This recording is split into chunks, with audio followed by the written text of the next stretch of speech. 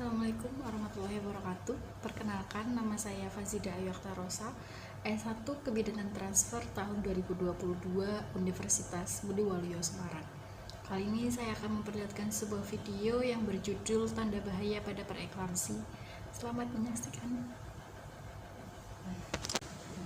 Selamat pagi Ibu, perkenalkan nama saya Bidan Rosa ya, dengan Ibu siapa? Bu Warti ya. Ini hamil anak keberapa Bu?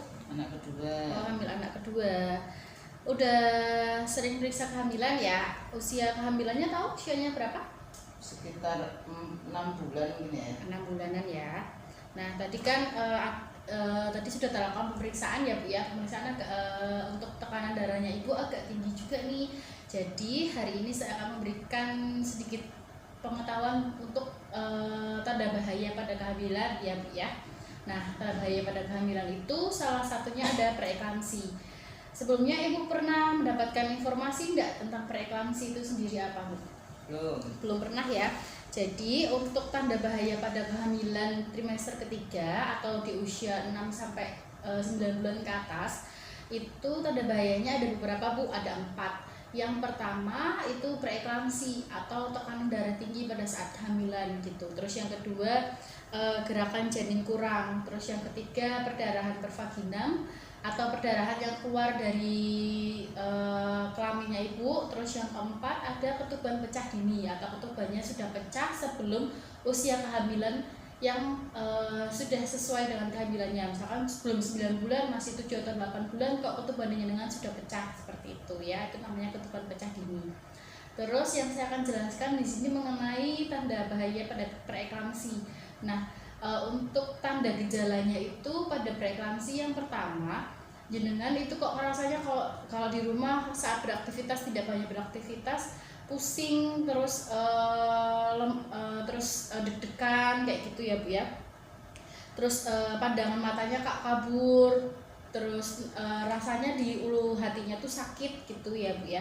Terus biasanya kalau untuk pada preeklamsi yang bisa sampai berat, preeklamsi itu ada preeklamsi ringan dan berat.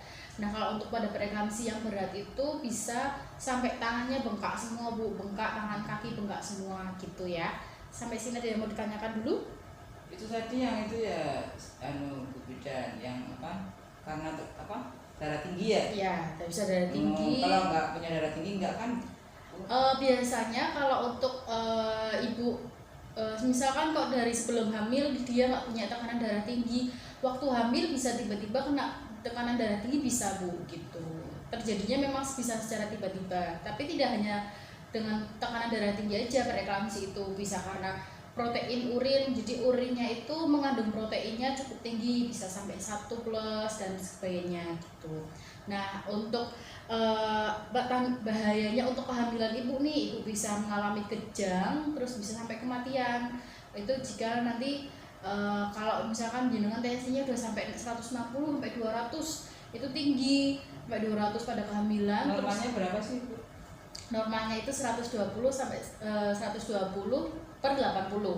Jadi misalkan jenengan kok tensinya 160 sampai 600 sampai 200, terus itu bisa menyebabkan tiba-tiba nanti jenengan kejang, bisa menyebabkan kematian tiba-tiba. Terus untuk adiknya ini bahayanya juga bisa gerakan janin berkurang, terus jadinya gawa janin itu harus segera dilahirkan walaupun umur kehamilannya belum cukup. Terus bisa juga menyebabkan kematian janin dalam rahim gitu ya Bu ya. Nah, supaya tidak hipertensi gimana caranya itu? Kalau supaya untuk tidak hipertensi itu memang kalau untuk preeklamsi itu tuh tidak bisa ditentukan Bu. Nah tadi nanti kalau Ibu sudah menemukan misalkan kayak tanda bahaya yang tadi saya sebutkan, Ibu bisa datang ke bidan, puskesmas ataupun rumah sakit gitu Bu. Sampai sini ada yang mau ditanyakan? Nah, cukup ya. Nah saya akan memberikan umpan balik ya Bu ya. Nanti saya kasih pertanyaan ke Ibu, apa Ibu bisa menjawab apa enggak gitu ya. Yang tadi sudah saya jelaskan.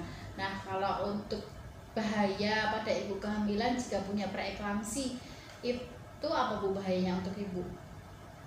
Bisa kejang-kejang, meninggal. Ya gitu ya.